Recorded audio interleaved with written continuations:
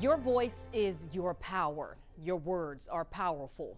We know this, right? And I'm sure Colorado GOP Rep. Lauren Boebert knows the power of her words as well. However, when providing a vote for the Crown Act, a bill that would outlaw discrimination based on hair textures and hairstyles, she referred to the bill by calling it the, quote, bad hair bill. I want you to listen closely to this video. Madam Speaker, as a member designated by Mr. Louis Goebert, I inform the House that Mr. Goebert will vote nay on H.R. 211-16, the bad hair bill. When we reached out to Boebert's press team, they said, quote, it's a bad, hair bill. They went on to say, we can't believe this is news, but here we are, end quote.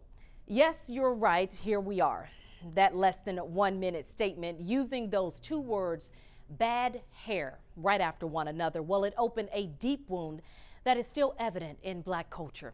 A conversation of over 400 plus years, Black people being told their hair is subpar. One thing about me, I deeply despise giving someone publicity when their rhetoric was clearly harmful to others, whether they'll acknowledge it or not. Now, what's sad and the reason why I am addressing this statement is Rep. Boebert is not alone in her mindset. And when we followed up and asked her to explain what she thought was, quote, bad about this bill, we didn't hear back.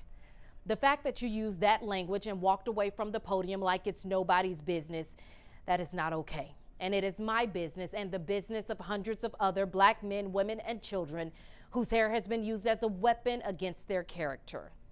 Her comments are exactly the reason why the Crown Act is needed, because people who have a similar mindset may be the same people leading our schools, may be the ones making the hiring, the firing decisions, or even those who determine whether or not you get that promotion.